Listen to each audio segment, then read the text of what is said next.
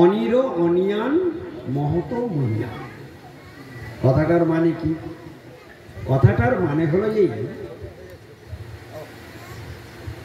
ক্ষুদ্র থেকে ক্ষুদ্র হয়ে যেতে পারেন সময় বিশেষে, মহত মহিয়ান বিশাল থেকে বিশাল রূপ ধারণ করতে পারেন ভগবান। এ হলো অনির অনিয়ান, অনু থেকে অনু, বৃহৎ থেকে বৃহৎ, বিশাল থেকে বিশাল হয়ে যেতে পারে। এটা কার গুণ? ভগবান শ্রীকৃষ্ণের একটি। তিনি যখনই ইচ্ছা করবেন তখন সেই রূপ ধারণ করতে তিনি সমর্থ।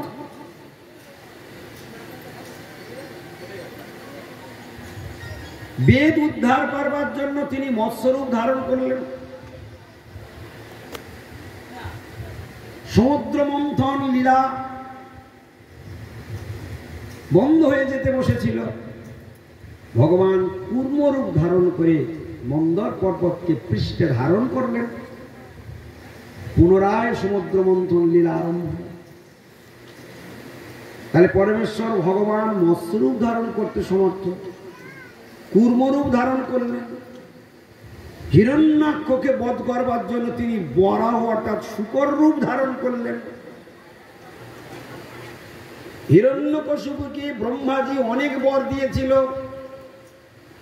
সেই বরগুলো যা যা ভক্ত ব্রহ্মাজি কথা দিয়েছিলেন সব কথাগুলি রেখে ভগবানকে সব আইন বাঁচিয়ে নরসিংহরূপ ধারণ করে স্তম্ভের মধ্যে আবির্ভূত হয়ে ভগবান জগতে প্রকটিত হয়েছিলেন।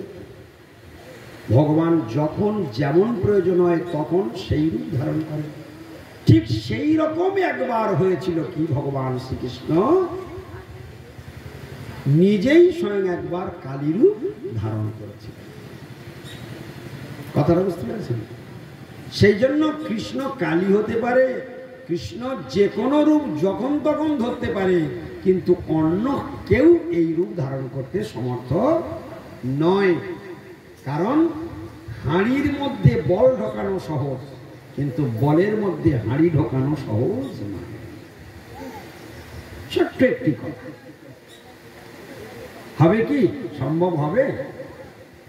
এই জন্য কৃষ্ণ কালী হতে পারে, কিন্তু কালী কখনো কৃষ্ণ নয়। এই যে মা কালী, ইনি বহু মূর্তিতে জগতে প্রকটিত হয়েছেন ভগবান শ্রীকৃষ্ণের আশীর্বাদে। ইনিই কালী, ইনিই দুর্গা, ইনিই জগদ্ধাত্রী, ইনি বহু রূপ জগতে ধারণ করেছেন। কিন্তু এনার পরিচয় কি? এনার পরিচয় ব্রহ্মাজি বললেন, সৃষ্টি স্থিতি প্রলয় সাধন শক্তি একাছায় ওজস্ব ভুবনানি বিবর্তি দুর্গা ইচ্ছা অনুরূপমপি যস্য চ চেষ্টতে সা গোবিন্দমাদি পুরুষং তমহং ভজামি। সংসৃষ্টিকর্তা ব্রহ্মা তিনি বলে দিলেন যে এই মহামায়া দুর্গা দেবী তিনি স্বয়ং সৃষ্টি করতে সমর্থ, পালন করতে সমর্থ, ধ্বংস করতেও সমর্থ। এত শক্তি রয়েছে, এত শক্তি তার মধ্যে নিহিত আছে। মায়ের এত শক্তি আছে, কিন্তু তার পরিচয় কি? যার আজ্ঞা অনুরূপ চলবার প্রচেষ্টা তিনি করেন। সৃষ্টি স্থিতি প্রলয় সাধন শক্তি, সৃষ্টি স্থিতি প্রলয় সাধন করবার শক্তি তার আছে। ছায়বজস্ব, খুব ইম্পর্টেন্ট কথা, খুব মনোযোগ দিয়ে শুনবেন। কি বললো? ছায়বজস্ব। কিন্তু এত শক্তি তার মধ্যে রয়েছে, কিন্তু ওনার পরিচয় হলো উনি যার ছায়া। যস্য মানে যার, ছায়েব অবশ্যই ছায়া, ছায়াযুক্ত এব ছায়েব। এই মহামায়া দুর্গা দেবী কালী ছায়েবজস্য, ইনি যার ছায়া স্বরূপিনী। কার ছায়া? যার ছায়া মানে পরমেশ্বর ভগবান শ্রীকৃষ্ণের ছায়া স্বরূপ। দেখলেন তো, আমরা মায়ের কাছে আসি, প্রণাম করি, কত সুন্দর পরিবেশ তৈরি হয়েছে। তো এই যে মা, এনার পরিচয় উনি ভগবান শ্রীকৃষ্ণের আজ্ঞাবাহী দাসী। আর ওনার আর একটা পরিচয় কি শুনলাম, ছায়েব যস্য। এই যে পরিচয়টা আমরা শুনছি, এই পরিচয় কে প্রদান করছেন আগে ভালো করে জেনে নিন। সৃষ্টিকর্তা ব্রহ্মা। সবাই একবার বলুন, সৃষ্টিকর্তা ব্রহ্মা। তিনি এই পরিচয়টা দিচ্ছেন। আমরা বসে বসে শুনছি। আমি বক্তা নই, আমি শ্রোতা, আপনারাও শ্রোতা। এ বক্তব্য রাখছেন ব্রহ্মাজি। তিনি ভগবান শ্রীকৃষ্ণের স্তব করতে গিয়ে এইটা বলেছিলেন, এই শ্লোকটি তিনি তার ব্রহ্মসংহিতার মধ্যে বলেছিলেন। ছায়েব যস্য, ইনি যার ছায়া। ভুবনানি বিভর্তি দুর্গা, ভুবনানি বিভর্তি দুর্গা, যিনি এই চতুর্দশ ভুবনের অধীশ্বরিণী। চতুর্দশ লোক রয়েছে, চতুর্দশ ভুবন। ভূ ভুব স্বর্গ মহাজনতম সত্য ওপরে, আর নিচে রয়েছে অতল বিতল সুতল তলাতল মহাতল রসাতল পাতাল। এই জন্য তাকে বলা হচ্ছে ভুবনানি। চতুর্দশ ভুবনের অধীশ্বরিণী হলেন এই মহামায়া দুর্গা দেবী। কটা তার পরিচয় শুনলাম। তিনি সৃষ্টি স্থিতি প্রলয় করতে সমর্থ, এক। দুই কি শুনলাম, তিনি ভগবান শ্রীকৃষ্ণের ছায়া স্বরূপিণী। তিন নম্বর কি শুনলাম, তিনি এই চতুর্দশ ভুবনের অধীশ্বরিণী। ভুবনানি বিভর্তি দুর্গা, ইনি কি নামধারী, দুর্গা নামধারী।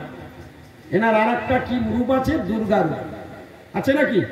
মায়ের আর একটা রূপ দুর্গা রূপ নেই? ভুবনানি বিভর্তি দুর্গা। এর পরের লাইনটা আরো ইম্পর্টেন্ট। ইচ্ছা অনুরূপমপি যস্য চ চেষ্টতে সা। ভেরি ভেরি ইম্পর্টেন্ট শ্লোক এটা।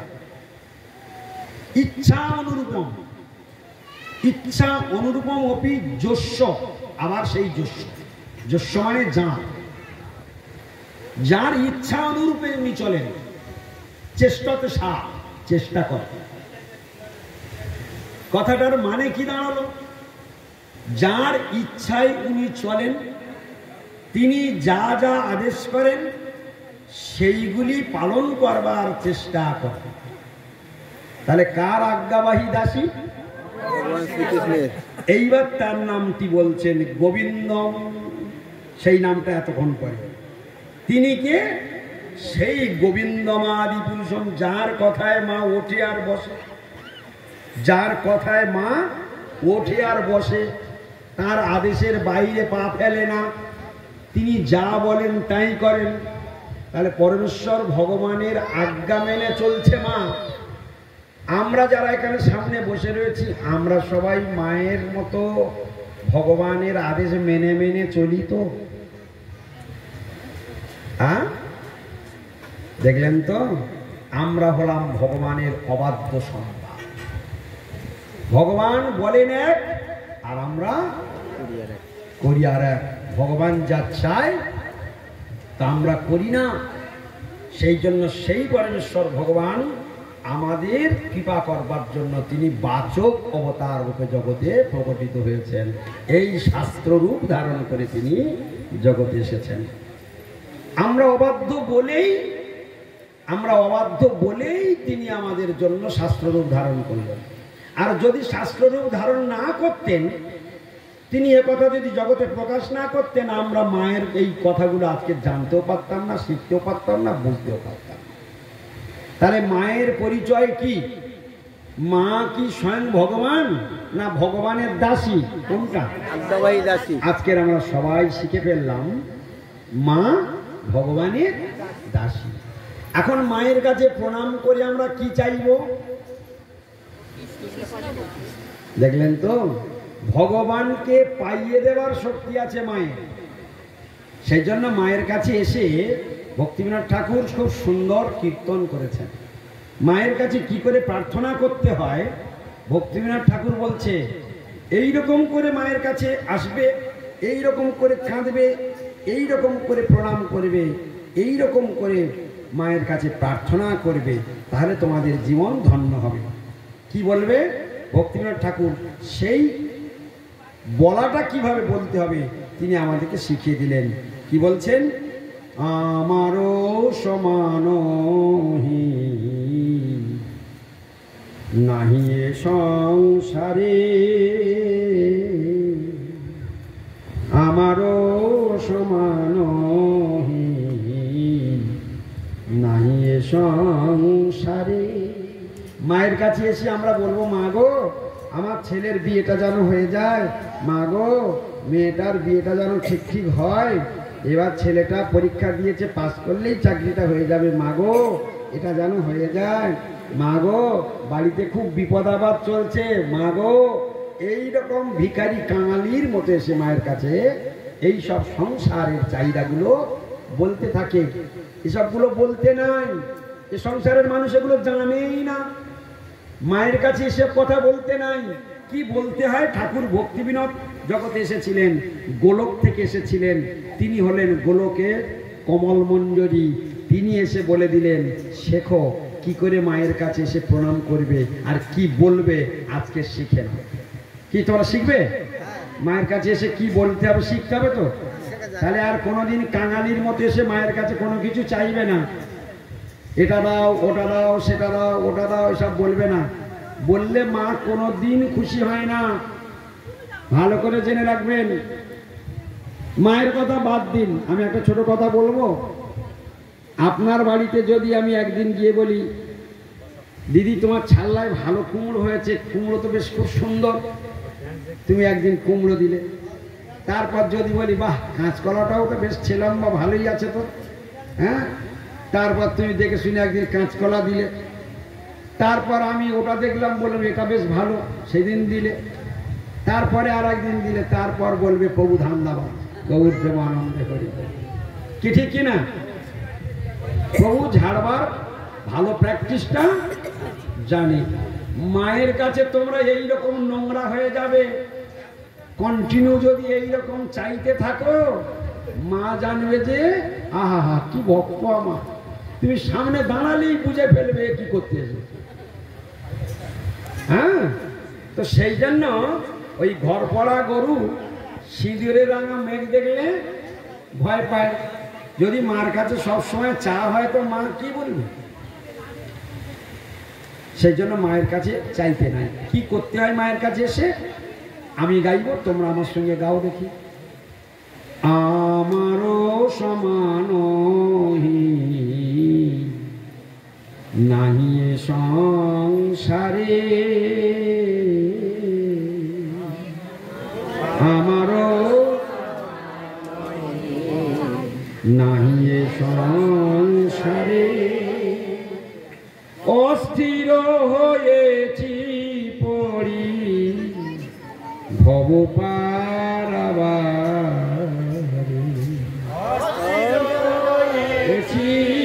পড়ি ভব পারাবারে।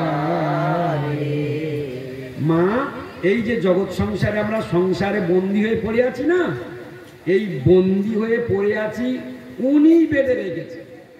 তোমরা মায়ের সম্বন্ধে কি জানো আজকে শেখো। এই সংসার জালে যে আমরা বন্দী, এই বন্দিটা করে রেখেছেন মহামায়া দুর্গা দেবী কালী। বুঝতে পেরেছ? এই কথাটা কেন বলা হলো?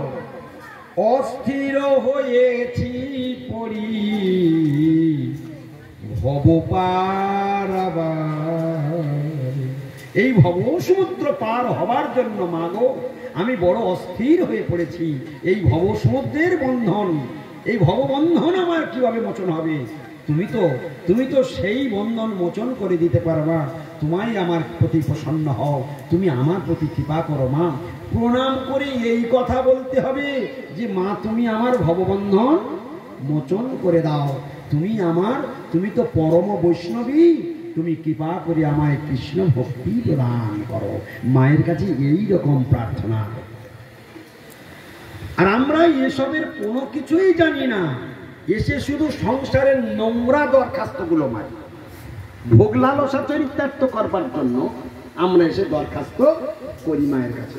কথা ঠিক বললাম না ভুল? ঠিক তো? দেখো এরপরে আবার কি বলছে শোনো। কুলদেবী যোগ মায়া মোরে কৃপা করি। গাও সবাই। দেবী যোগ মায়া মোরে কৃপা করি। কুলদেবী যোগ মায়া মোরে কৃপা করি। কুলদেবী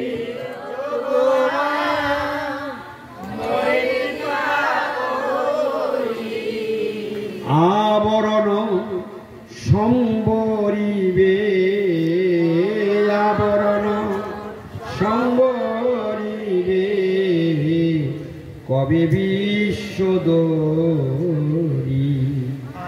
আবরণ সম্বরিবে কবে বিশ্বদরি। আমার মানহীন নাহি সংসারে, আমার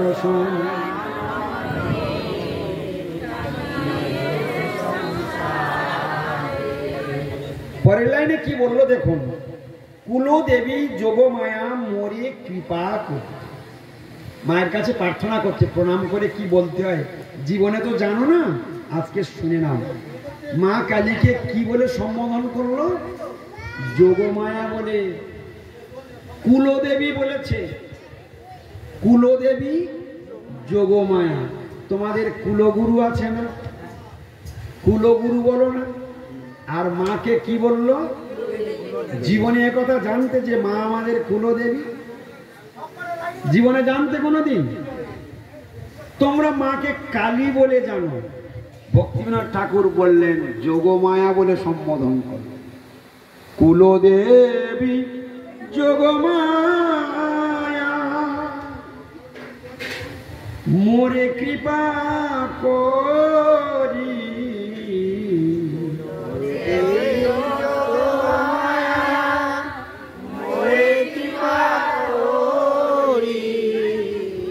আবরণ সম্বরিবে